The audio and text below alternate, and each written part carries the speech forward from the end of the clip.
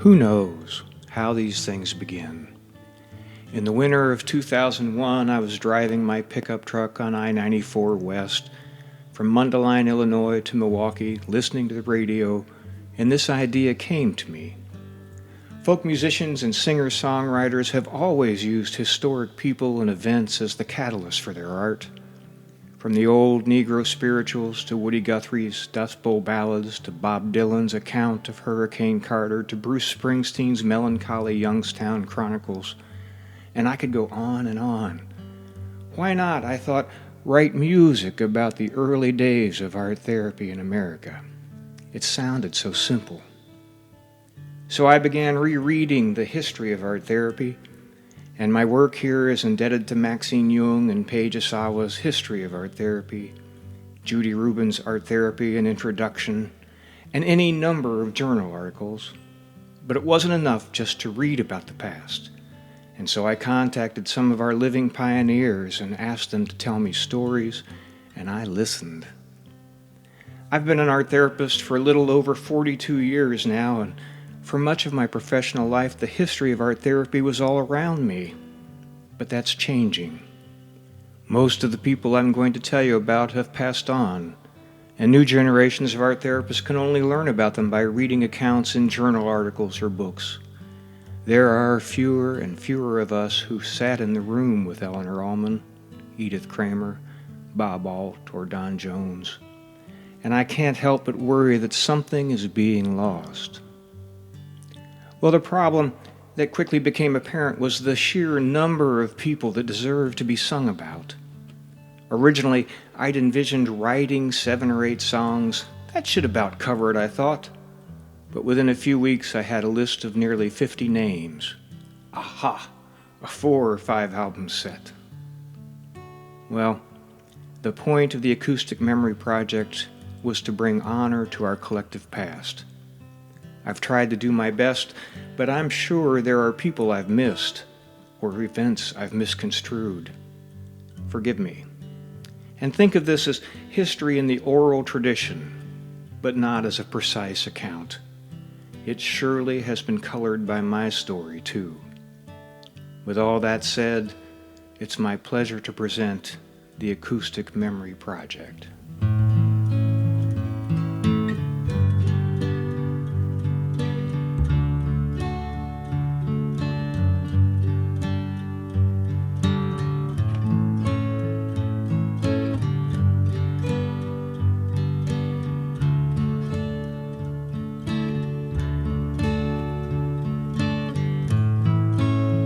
Who are these people? What have they done? The mothers and the fathers with the daughters and the sons. They came before us. They cleared the path. Now it's time to remember, it's time to look back.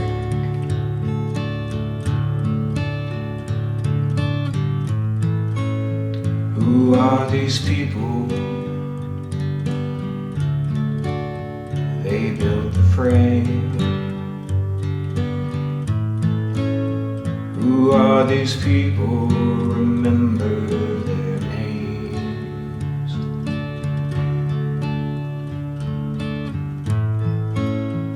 There was Gladys Agell and Charles Anderson, Francis Anderson, and Rudolph Arnheim, Doris Arrington and Bob Alt, Florence Kane and Pedro Coronas.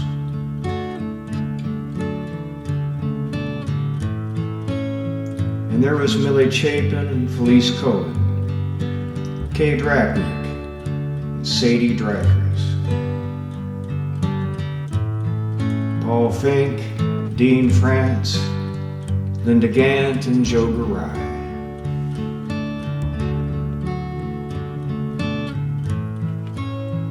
And there was Gwen Gibson, Sandra Graves, Marge Howard and Mary Huntoon, Don Jones, Cliff Joseph, Edith Kramer, Hannah Yaxet Kwiatkowska. And there was Helen Landgarten, Myra Levick, Bernie Levy and Victor Lowenfeld, Via Lucebrink, Sarah McGee, Mickey McGraw.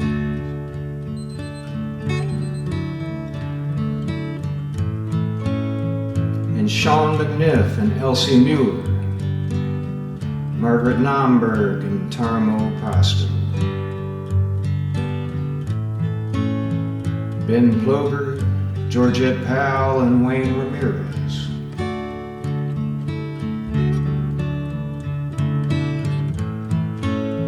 And there was Shirley Riley and Violet Riley, Arthur Robbins and Janie Ryan, Judy Rubin, Don Seiden, and Raleigh Silver.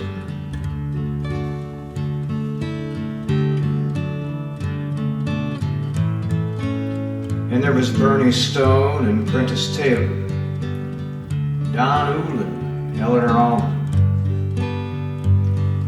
There was Lucille Venture, Harriet Waits, Edith Wallace, and Edith Zaire.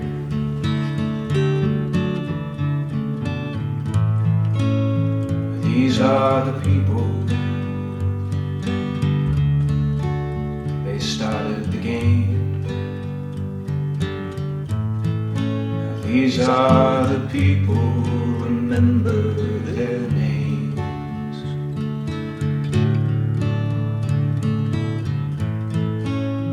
Who are these people? What have they done? Mothers and the fathers,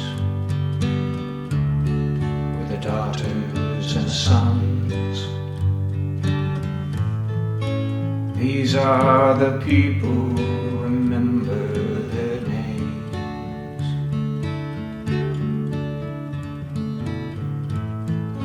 These are the people, remember their names.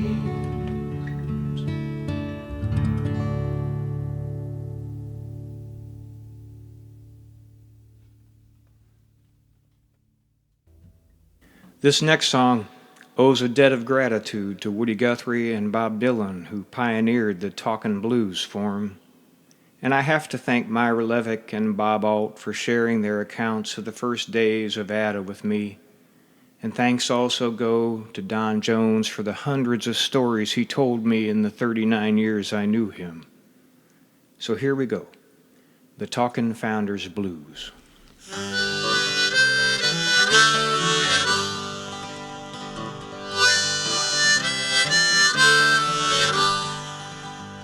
Back in 1968, I hear, Myra Levick got a big idea, and she rounded up about 80 folks, said, listen up, this ain't no joke.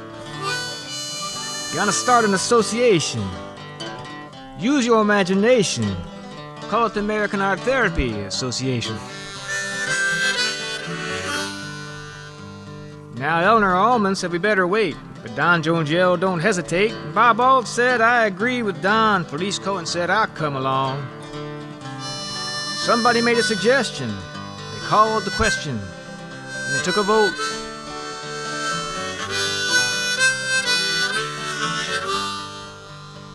Now 5 were elected to set the stage and make our therapy come of age. There was Myra, Eleanor, and Bob. Felice and Don, they took the job.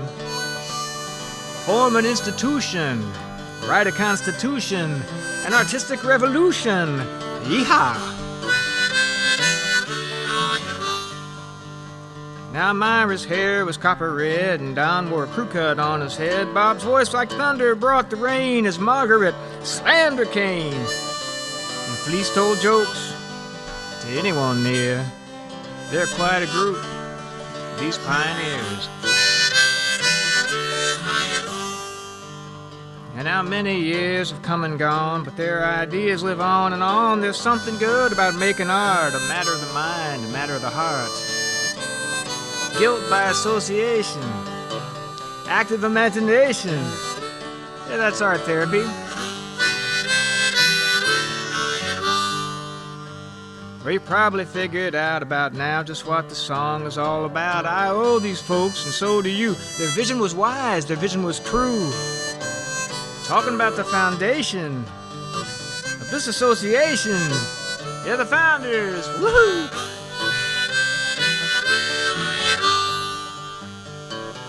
Talking the founders blues.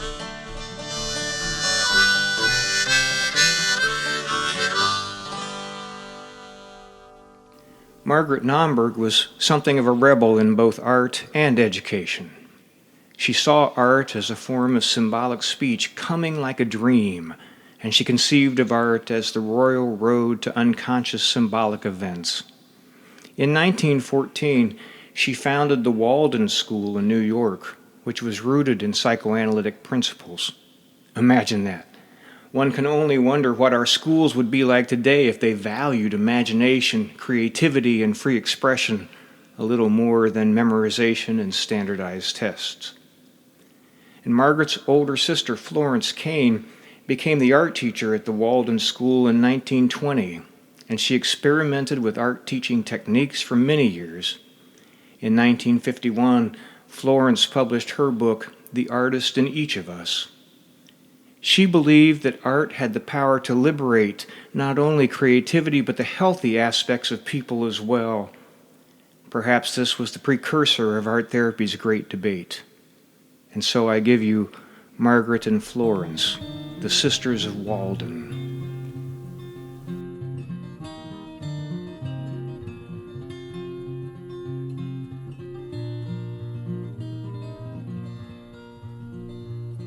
Well, the Sisters of Walden have left us, they've traveled on.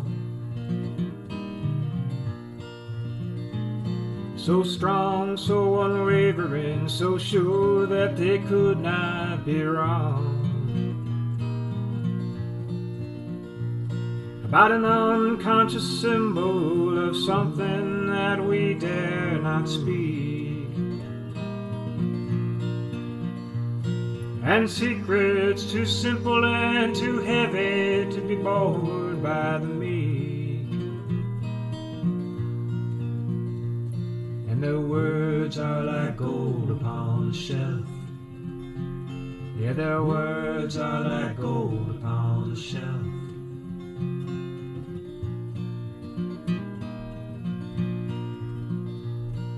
Yeah, the Sisters of Mystery, so far ahead of their times. They walked separate roads, recalled by the convergence of lines, and overt expressions of life that cannot be denied. A call to the artist within, come out, you should not hide. And their words are like gold upon the shelf. Yeah, their words are like gold upon the shelf. Yeah, the Sisters of New York knew that something was amiss. And they started a row that continues from that day to this. And I've been enlisted, and you too, how dare we confess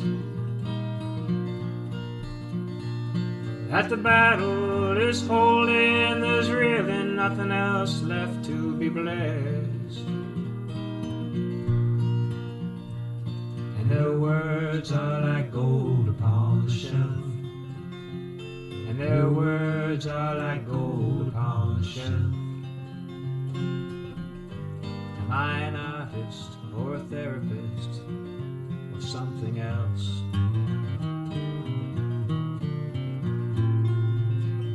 Am I an artist or a therapist or something else?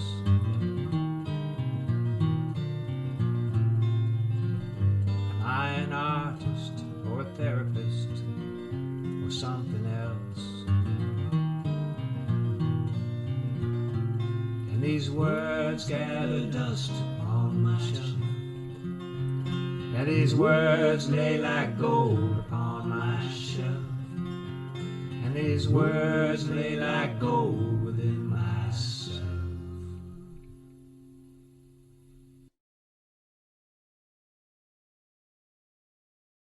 Don Jones grew up in the mountains of northeastern Pennsylvania. His hometown, Towanda, is nestled on the banks of the Susquehanna River. I've been there, and it's a beautiful place. The Jones family wasn't very well off, and so Don and his brothers always used their imaginations to make music, to play, and to make art.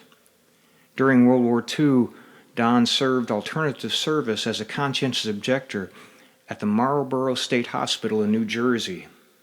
Marlborough, he said, was his University of Psychiatry.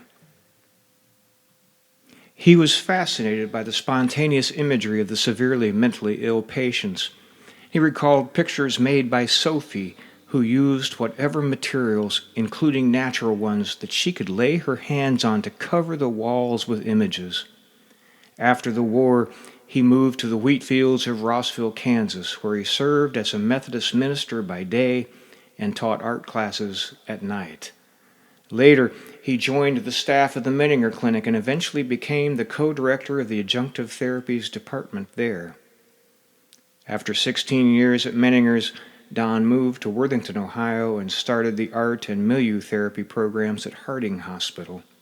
That's where I met him in 1974. He was an active painter all his life, and he was truly called to be an art therapist.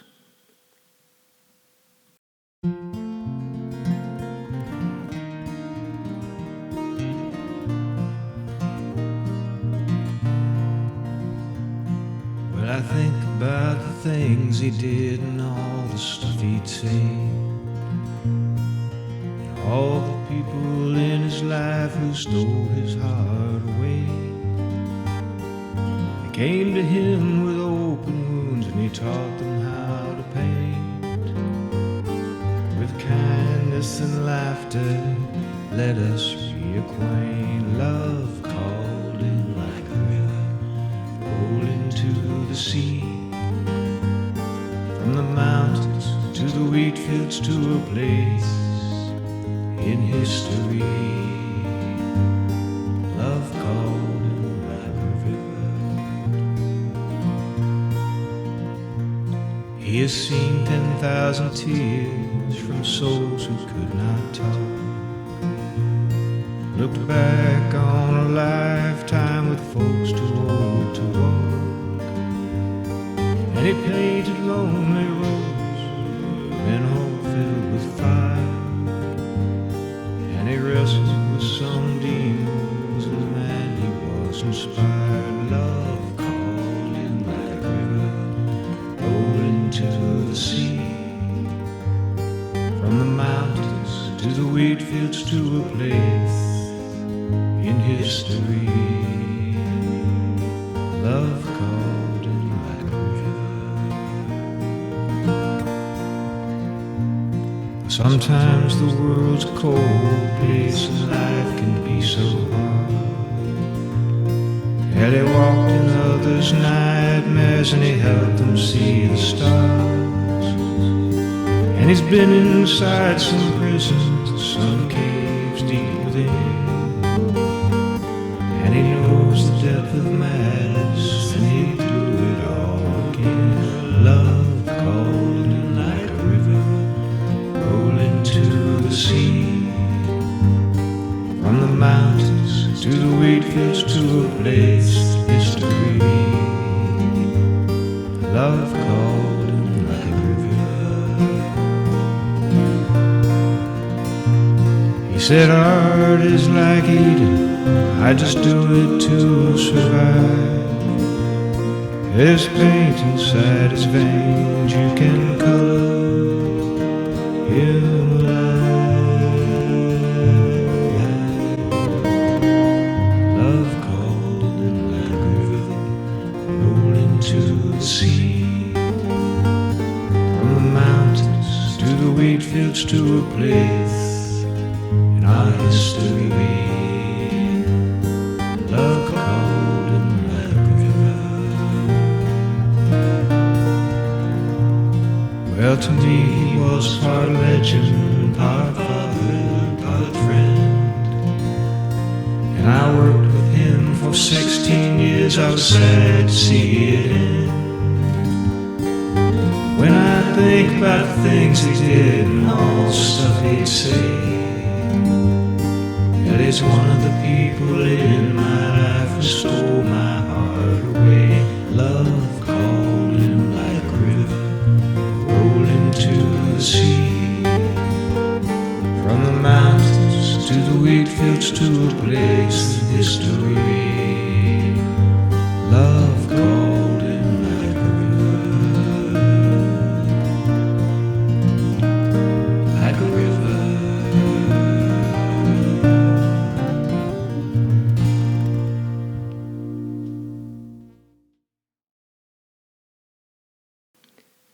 Myra Levick was trained as a professional artist, and she has painted all her life.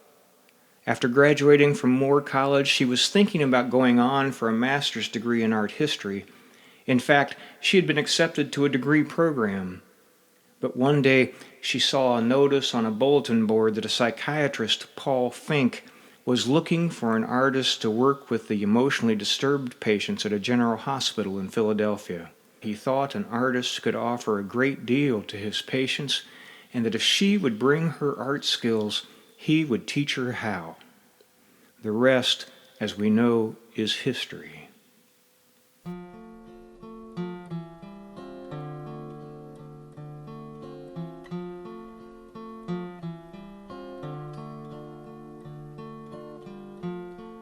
Yeah, when she was young, before all of this was begun, she almost went another way.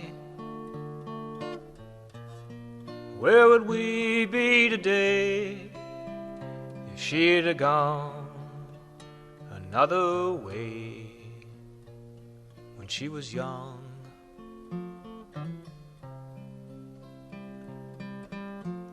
She would not let it fade away. She would not let it fade away. She had this idea in her mind, and she knew that it was time. She would not let it fade away. Now the children would not speak, not the lost and not the weak. And so she spoke unto them all, said, come on, you can draw. To the kids who would not speak at all.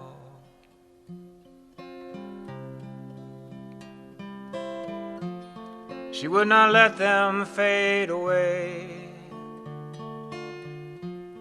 She would not let them fade away. She had this idea in her mind, and she knew that it was time. She would not let them fade away. So she looked at what they said, with their yellow, their blue and red. And she took the time to write. She was willing to fight, because she saw what the children said, because she saw.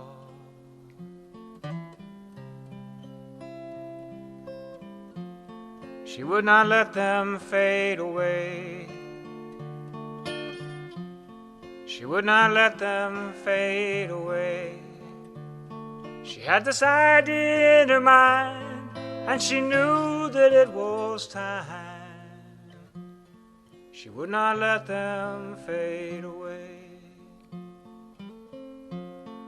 Now the years have rolled along,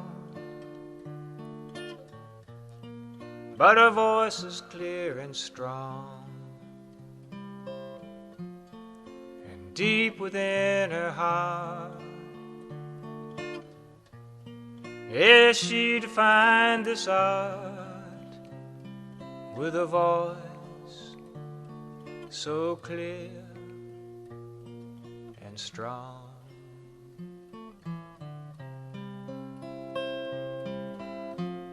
She will not let us fade away. She will not let us fade away. She has this idea in her mind, and she knows that it was time. She will not let us fade away. She will not let us fade away. She will not let us fade away.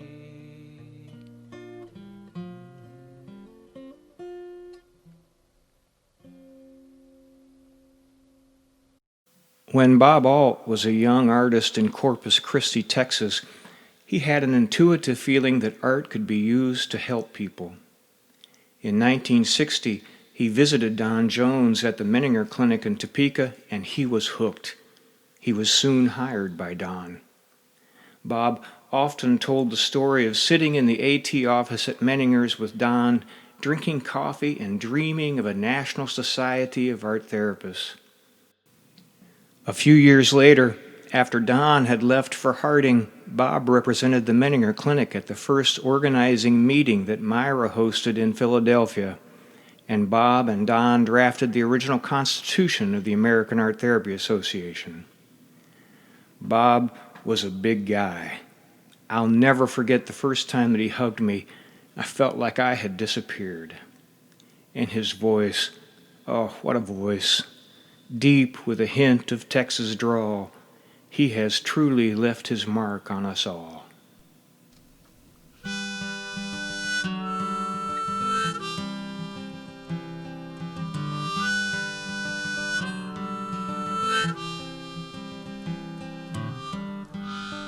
I have wondered how it feels to scumble, shade, and rend in a world made of paint, in the company of friends, from the sketchbook to the canvas, from the end back to the start. You've always been a painter and a craftsman of the heart, of the heart, of the heart. May you always be a painter from the heart. I've watched you in your studio, and I've seen you with your wife. I've been with you and your friends. You are so full of life, with a voice that sounds like thunder, calling light out of the dark. A gentle giant of a man, you have truly left your mark upon our heart. upon our hearts. You have always been a painter from the heart.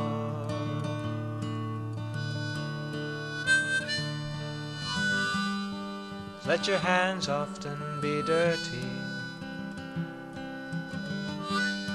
Let there be paint beneath your nails. And may there always be good people there to listen to your tales. I want to thank you for the kindness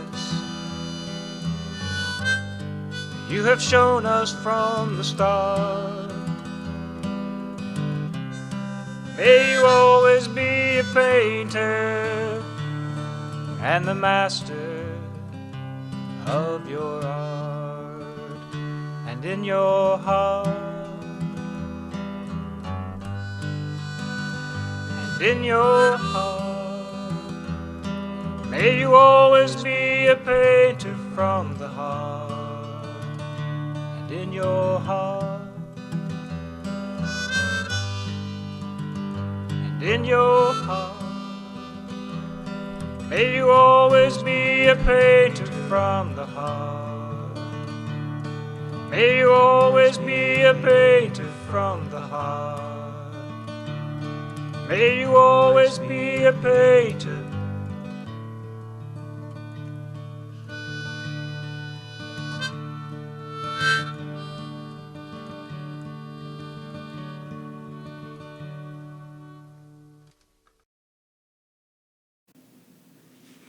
I suppose that everyone who's ever read about art therapy or gone to an art therapy conference has heard all about Edith Kramer. I remember sitting in a keynote presentation maybe 35 years ago and being surprised to see that the woman a few chairs over was drawing a sketch of me. Back then, I had a bushy beard and long hair, and I felt so honored when a friend leaned over and whispered, "That's Edith Kramer."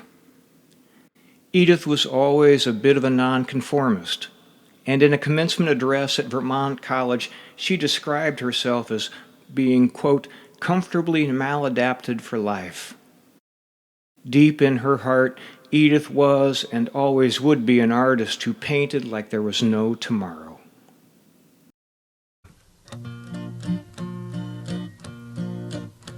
She was born in Vienna, amid actors and artists and rogues. Revolution in the air, in art and ideas that explode. And she compromised nothing, she laughs, says she's maladapted for life. She can tolerate turmoil, embrace eccentricity and strife. She says, you gotta paint like there's no tomorrow. Paint through the joys and the sorrows. In this cold-hearted age with its darkness and rage, you gotta paint like there's no tomorrow. In an earlier time, they suffered benign neglect. With Margaret and Eleanor and the field that they longed to protect. To be the sole survivor must be sad and so hard. To be the sole survivor, the one who has traveled so far. She said, you gotta paint like there's no tomorrow. Paint through the joys and the sorrows. In this cold hard age with its darkness and rage, you gotta paint like there's no tomorrow. As she paints in the mountains, she paints in the subway sometimes. All the people and places, little slivers of time. She has painted her life, the beauty, the sadness, and scars. She's the sole survivor she has painted so far. She says, you gotta paint like there's no tomorrow. Paint through the joys and the sorrows. In this cold-hearted age with its darkness and rage, you gotta paint like there's no tomorrow. You gotta paint like there's no tomorrow. You gotta paint like there's no tomorrow.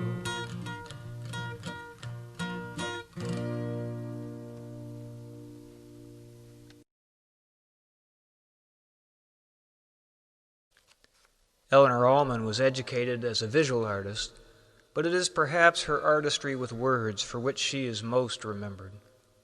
In her writings, she attempted to describe the complex processes of art therapy. Clearly, her major contribution to the profession was the creation of the first art therapy journal, the Bulletin of Art Therapy, which later became the American Journal of Art Therapy. How can we ever repay her? As Edith Kramer wrote of her, she would be kind, but never sentimental, sloppy, or untruthful. Oh, and I have to add, we art therapists have not always been as health conscious as we are today. In this song, you'll hear a reference to smoke-filled rooms. In fact, when the ADA conference was held in Virginia Beach, each table at lunch was given several packs of free cigarettes. Times change.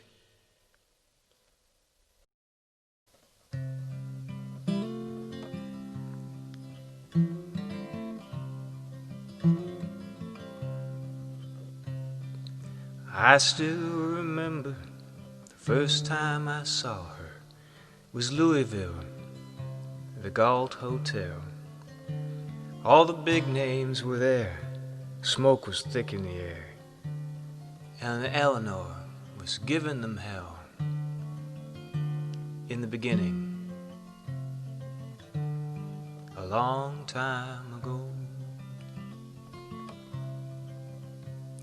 She fiercely defended, and she deeply befriended the simple, supple detail.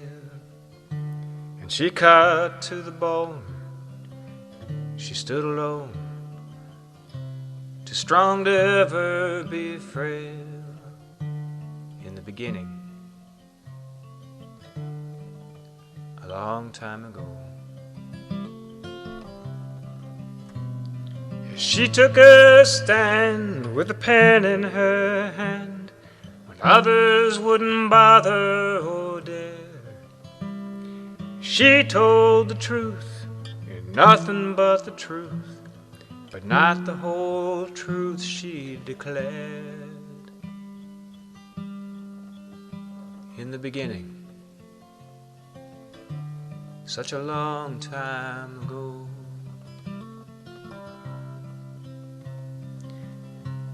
It was her duty, her passion and beauty, to find the right phrase. Carved from the heart was her deep love of art. She drew her dagger with grace. In the beginning, a long time ago. She took a stand with a pen in her hand. Others wouldn't bother or dare. And she told the truth, but not the whole truth. Nothing but the truth she declared. In the beginning, a long time ago.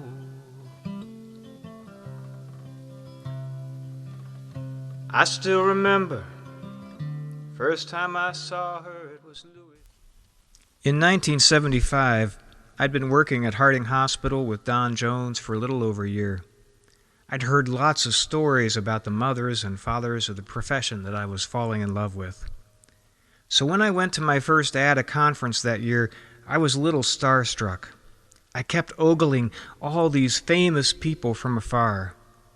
Well, you can imagine how discombobulated I was one evening when one of those famous people, Felice Cohen, walked into the room and sat down beside me and started up a conversation.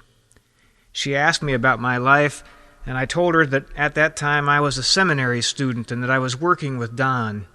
She smiled at me and asked, "What's a nice boy like you doing here?" And then she laughed and laughed.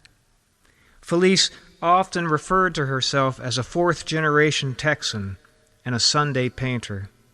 Her contributions to art therapy literature include such varied topics as art therapy with a transsexual patient, art therapy in public schools, and the artwork of the victims of child abuse.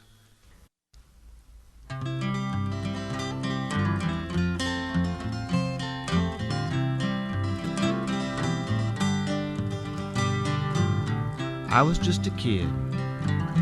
First time I saw her, maybe 23, maybe 24.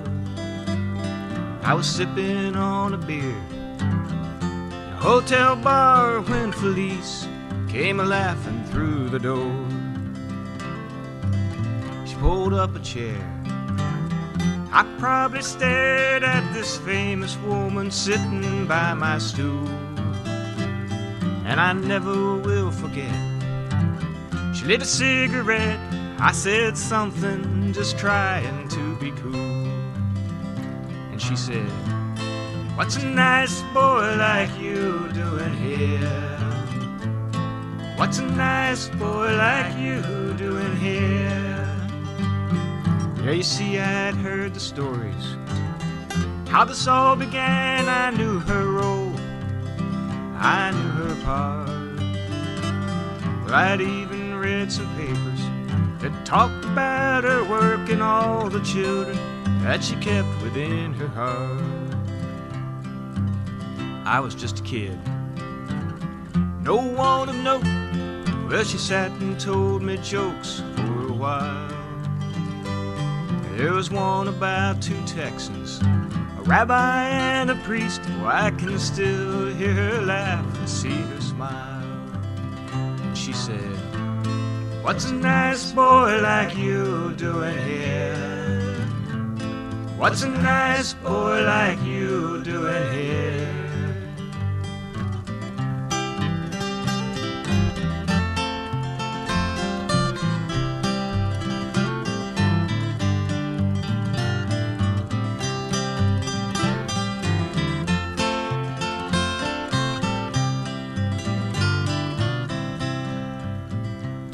Well, the years have come and gone, memories live on. We kept in touch every now and then.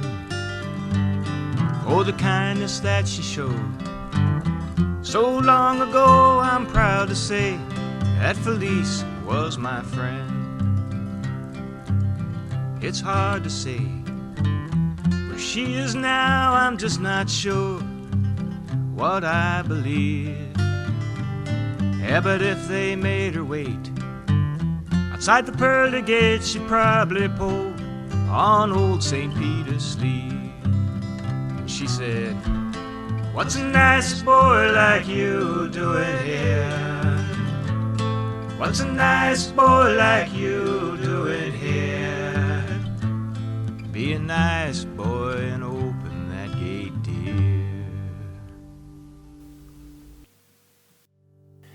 As I prepared for this, as I researched, I was struck by all the names, the famous, the infamous, and the unknown.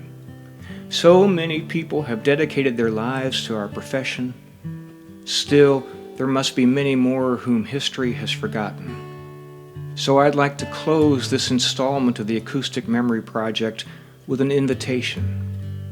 If there's someone you know that I have failed to mention, maybe you can write or paint or sing the next installment of this project. And if you are lucky enough to meet some of the folks I've sung about, I encourage you to walk up to them and say thank you. Thank you for the things you've done.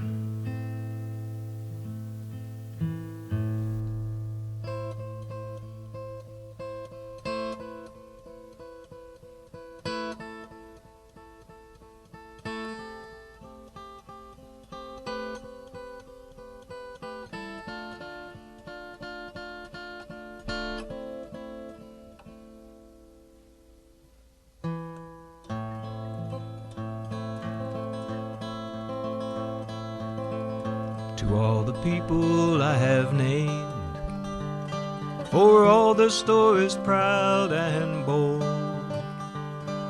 for all the pioneers we know so well, and all the tales they have told. I want to thank you for the things you did. Thank you for the things you said. Thank you for the books I read. I thank the living, I thank the dead.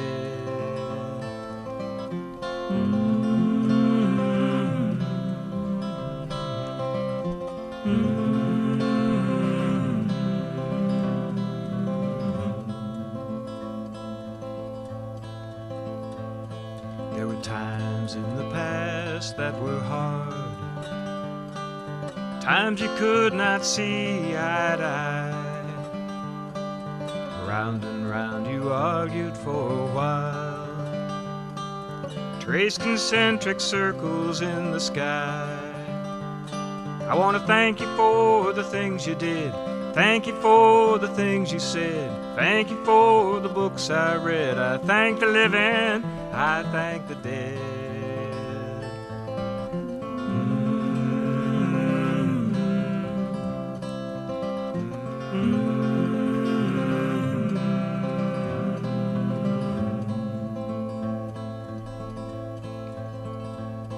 There are surely pioneers that I haven't mentioned yet, people of whom I've never heard, gave their sweat and blood away from the light. Whoever they are, wherever they are, I hope they'll hear these words. I want to thank you for the things you did. Thank you for the things you said. You ought to be in the books I read. I thank the living, I thank the dead.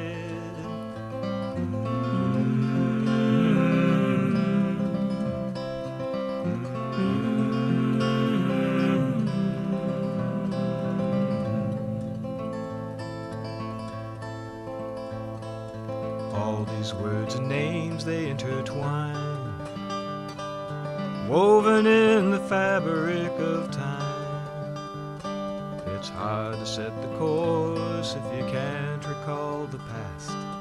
The famous and the unknown, I swear your work will last. Thank you for the things you did. Thank you for the things you said. Thank you for the books I read. I thank the living, I thank the dead. I thank you for the things you did. Thank you for the things you said. And thank you for the books I read. I thank the living, I thank the dead.